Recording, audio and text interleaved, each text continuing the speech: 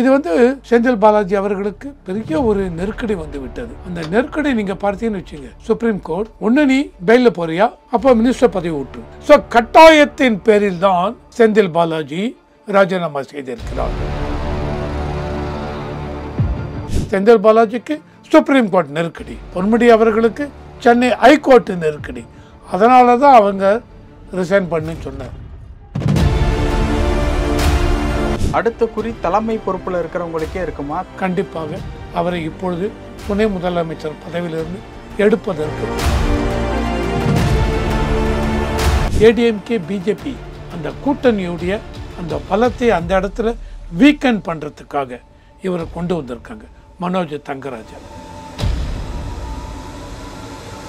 வன்னியர்கள் மத்தியில் அந்த அளவுக்கு இவருக்கு ஒரு இன்ஃப்ளூயன்ஸ் வந்து செல்வாக்கு இருக்கு.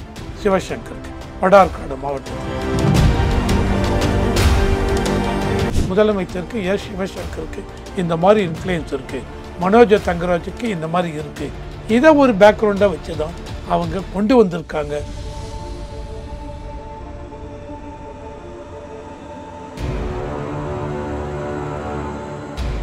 ரியல் ஒன் நேயர்களுக்கு வணக்கம். இன்று நம்மளுடைய நேர்காணலுக்கு அரசியல் விமர்சகர் மற்றும் துக்ளக் வாசகர் குழுவை சேர்ந்த திரு ரவிசங்கர் அவர்கள் இணைஞ்சிருக்காங்க. சார் வணக்கம். வணக்கம். வணக்கம். அமைச்சரவை மாற்றம் குறித்து நம்ம ப்ரீவியஸ் இன்டர்வியூஸ்ல நிறைய பேசியிருக்கோம். சொன்ன மாதிரியே பொன்முடி அவர்கள் செந்தில் பாலாஜி அமைச்சர் பதவியிலேருந்து ராஜினாமா பண்ணிட்டு போயிருக்காங்க. இப்போ போனது அந்த அமைச்சர் கேபினெட் ராஜ்கண்ணப்பன், அதன் பிறகு முத்துசாமி அவங்க கையில் வந்தது. புதுசாக பால்வளத்துறை அமைச்சர் மனோ தங்கராஜ் அவர்கள்ட்ட மறுபடியும் கேபினெட்குள்ளே வர்றது அப்படிங்கிறத செய்தி வாயிலாக நம்ம அறிஞ்சிக்க முடியுது. இதற்கு இருக்கக்கூடிய பின்னணியில் இருக்கக்கூடிய விஷயங்களை பற்றி பேசலாம் அப்படின்னு நினைக்கிறேன். முதல் விஷயம் என்ன அப்படின்னா, திமுகவில் இருக்கக்கூடிய அந்த முக்கிய மக்கள் செல்வாக்கு உள்ள பிரமுகர்களை குறிவைக்கப்படுறாங்களா அப்படிங்கிற மாதிரியான சில தகவல்கள் இந்த விஷயங்கள் மூலியமா நம்ம அறிஞ்சிக்க முடியுது. ரெண்டாவது விஷயம் என்ன அப்படின்னு பார்க்கும்போது அடுத்த குறியில துரைமுருகன் அவர்களும் இருக்காரு அப்படிங்கிறத மட்டும் தெரிஞ்சுக்க முடியுது.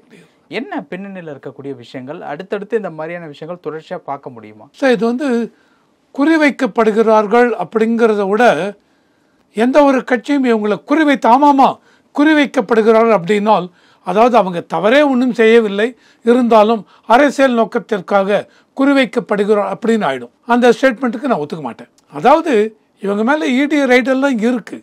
இப்போ துரைமுருகன் அப்படின்னு பார்த்தீங்கன்னா, துரைமுருகன் அவருடைய மகன் கதிரானன் இவங்க இதில் முன்னாடி 2 மாதம் முன்னாடி பெரிய ஒரு இது நடந்தது.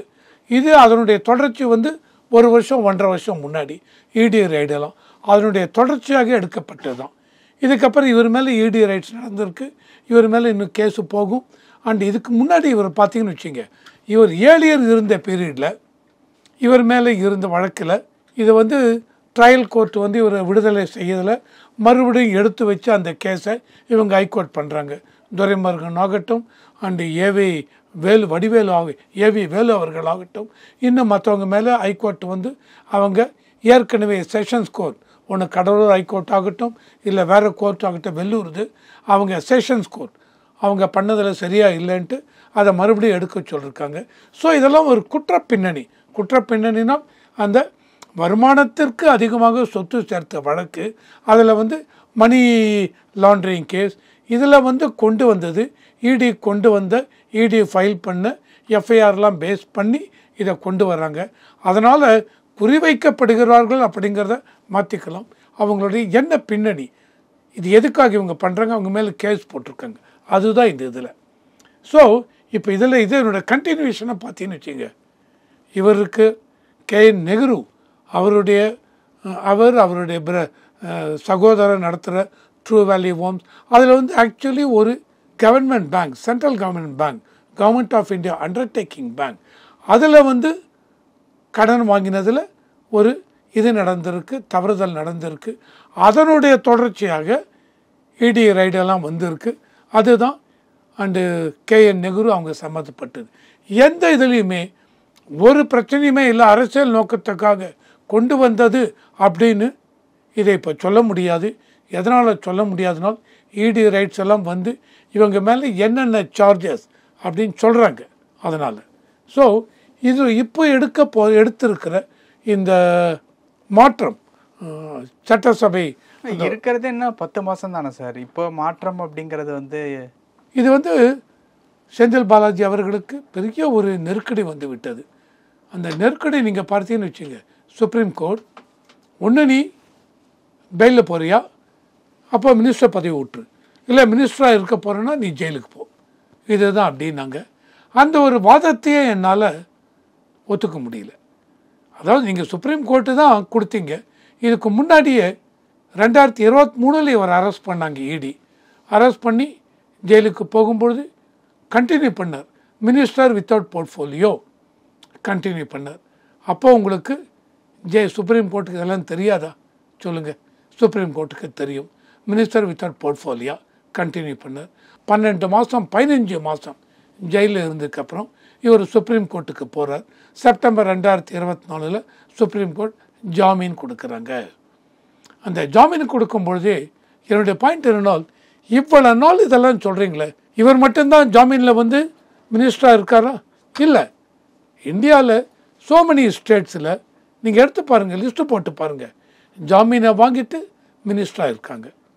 இப்போ பொன்முடி அவர்கள் கேஸ்லேயே எடுத்தீங்கன்னு வச்சுங்க, ஹைகோர்ட்டில் 3 வருடம் சிறை தண்டனை கொடுத்துருக்காங்க. இவருக்கு டிஸ்ப்ரொபோர்ஷனேட் அசட் கேஸில் இவருக்கும் இவருடைய மனைவிக்கும் கொடுத்துருக்காங்க. கொடுத்து 50 லட்சம் ரூபாய் அபராதமும் கொடுத்துருக்காங்க. இப்போ இந்த மாதிரியான விஷயங்கள்லாம் திமுக தலைமையை கொஞ்சம் பயன்படுத்துது அப்படின்னு எடுத்துக்கலாமா? நம்ம வந்து நம்ம முடிவு எடுக்கலாம், ஆனால் சுச்சுவேஷன் முடிவு எடுக்க வைக்கிது அப்படிங்கிறதெல்லாம் பார்க்கலாம். அதுதாங்க. ஏன்னால் பெயிலில் வந்தார் செப்டம்பர் 2024. யார்? செந்தில் பாலாஜி. வந்த உடனே அடுத்த நாளே அவருக்கு நீங்கள் வந்து என்ன இவர் தியாகம் பண்ண மாதிரி அவருக்கு மந்திரி பதவி கொடுத்தீங்க அடுத்த நாளே. அதை தான் சுப்ரீம் கோர்ட் சொல்கிறாங்க. இடி வந்து அதுக்கு கம்ப்ளைண்ட் பண்ணிருக்காங்க சுப்ரீம் கோர்ட்டில். அதை தான் சுப்ரீம் கோர்ட் கேட்குறோம், அது எப்படிங்க அடுத்த நாளே நீங்கள் எப்படி பண்ணுவீங்க இந்த மாதிரி அப்படின்னு. அப்போ என்ன பண்ணணும், இங்கே நான் இன்னொரு இதையும் கொண்டு வரேன் உள்ள. என்ன அப்படின்னா, சுப்ரீம் கோர்ட் ஆகட்டும் ஹைகோர்ட் ஆகட்டும், இந்த மாதிரி சார் சுப்ரீம் கோர்ட் என்னன்னு சொல்கிறான் தெரியுமா? அவருக்கு பெயில் கொடுக்கும்பொழுது ரீசனபிள் டைம் ஃப்ரேம்குள்ளே is eligible for within a time frame, அதுக்குள்ளே இதெல்லாம் முடிக்கணும் அப்படின்னு. ஸோ அந்த மாதிரி இருக்கிறச்ச அதுக்காக பெயில் கொடுக்குறோம். ஸோ நீங்கள் பெயில் கொடுக்குறீங்கன்னா 3 மாதம் 6 மாதம் 9 மாதத்தில் முடிக்க போகிறீங்களா சொல்லுங்கள், அதுக்குள்ளே முடியணும். அப்போ இந்த 9 மாதத்திற்கு மந்திரி பதவி நீங்கள் எடுத்துக்கொள்ளக்கூடாது. சுப்ரீம் கோர்ட் சொல்லுங்கள் அது ஓப்பனா, ஹைகோர்ட்டு சொல்லுங்கள் அது ஓப்பனா. நீங்கள் பாட்டு கொடுத்தீங்க. இப்போது அவரை திரும்பி இல்லை நீ ஒன்று மந்திரி பதவி விடு, இல்லை ஜெயிலுக்கு போங்க. ஸோ கட்டாயத்தின் பேரில் தான் செந்தில் பாலாஜி ராஜினாமா செய்திருக்கிறார். இதில் தமிழக முதல்வரோ தமிழக அரசாங்கமோ அவர்களே முன் வந்து இல்லை இவருடைய இதை கருதி நாங்கள் இவரை ராஜினாமா பண்ண சொன்னோம். இல்லை, கட்டாயத்தின் பேரில் சுப்ரீம் கோர்ட் கட்டாயமாக சொன்னதுனால தான் இவங்க ராஜினாமா பண்ணிருக்கீங்க. இதே நெருக்கடி தான் பொன்முடிக்கும். பொன்முடி எல்லாருக்கும் தெரியும் என்ன கேஸுன்னு. அந்த விதமாக பெண்களை அவமதித்து அண்டு ஒரு இந்துக்களுடைய சைவம் வைஷ்ணவ மதத்தை குறியீடுகளை அவமதித்து பேசியது கண்டிப்பாக நிறையா பேசியாச்சு. வன்மையாக கண்டிக்கத்தக்க ஒன்று. இருந்தாலும் தமிழக அரசாங்கம் அவர் மீது என்ன ஆக்ஷன் எடுத்தாங்க? டிஎம்கே கட்சி பொறுப்பிலிருந்து துணை பொதுச் செயலாளர் அதிலிருந்து நீக்கினாங்க. ஆனால் மினிஸ்டர் பதவியிலிருந்து நீக்கவில்லை. மக்கள்கிட்ட அந்த அளவுக்கு ஒரு வெறுப்பு. அவங்க எல்லாருமே கேட்டிருக்காங்க, இன்னும் எப்படி ஒரு மினிஸ்டராக இருக்கலாம்னு. அப்பையும் தமிழக அரசு ஒன்றும் சொல்லவில்லை. இருந்தாலும் இப்போ இதனுடைய கேஸை தானாக முன்வந்து சுவமோட்டோ அப்படிம்பாங்க, தானாக முன்வந்து ஹைகோர்ட்டு கேட்டிருக்காங்க. சென்னை ஹைகோர்ட், நீங்கள் ஏன் இவர் மேலே ஆக்ஷன் எடுக்கலை? இவர் எப்படி இன்னும் மந்திரியாக கண்டினியூ பண்ணுறார்? நீங்கள் இவர் மேலே எஃப்ஐஆர் ஃபைல் பண்ண போகிறீங்களா, இல்லை நாங்கள் பண்ணட்டுமா அப்படின்னு இவங்க கேட்டிருக்காங்க. நெருக்கடி தமிழக அரசாங்கத்துக்கு நெருக்கடி. மக்களுக்கு நம்பிக்கை இல்லை, மக்களுக்கு திருப்தி இல்லை. அதாவது ஒரு இந்து மதத்தை இழிவுபடுத்திவிட்டு பெண்களை கொச்சைப்படுத்தி பேசிவிட்டு அவர் மந்திரியாக கண்டினியூ பண்ணுகிறார் அப்படிங்கிறது மக்களுக்கு பொறுக்கவில்லை. இதெல்லாம் கருத்தில் கொண்டு பொன்முடி அவர்களையும் இவர் ராஜினாமா செய்துவிடு அப்படின்னு சொல்லியிருக்காங்க. இப்படி தான் எடுத்துக்கணும். தமிழக அரசு தானாக முன்வந்து இவரை கட்சி மந்திரி பதவியிலிருந்து இவர்கள் 2 பேரையும் நீக்கவில்லை. அடுத்த குறி தலைமை பொறுப்புல இருக்கிறவங்களுக்கே இருக்குமா? தலைமை பொறுப்பு அப்படின்னு சொல்றது உதயநிதி அவர்கள் இவங்கள்ட்ட கூட நெருங்கிறதுக்கு வாய்ப்பு இருக்குமா? எனக்கு என்னுடைய இதில் ப்ராக்டிக்கலாக சொல்கிறேன். ப்ராக்டிக்கல் அதாவது அவர் மேலும் வழக்கு இருக்குது, சனாதன தர்மம் இது வழக்கு இருக்குது, இந்து இதை பற்றி பேசினார் அப்படின்னு இருந்தாலும் என்னை பொறுத்த வரைக்கும் அவர் மீது கேஸ் ரொம்ப இது மாதிரி போய் இவரை நீங்கள் எடுக்கணும்னு சொன்னால் ஒழிய மக்கள் இந்து மதத்தை சனாதன தர்மத்தை நீங்கள் இந்த மாதிரி அவதூறாக பேசிவிட்டார் என்று மக்கள் கொந்தளிக்கிறார்கள். ஏற்கனவே மக்கள் கொந்தளித்தாங்க, அப்பையும் இவங்க கணக்கில் எடுக்கலை. மிஸ்டர் பொன்முடி கேஸ் ஆகட்டும், செந்தில் பாலாஜி கேஸ் ஆகட்டும், செந்தில் பாலாஜிக்கு சுப்ரீம் கோர்ட் நெருக்கடி, பொன்முடி அவர்களுக்கு சென்னை ஹைகோர்ட்டு நெருக்கடி.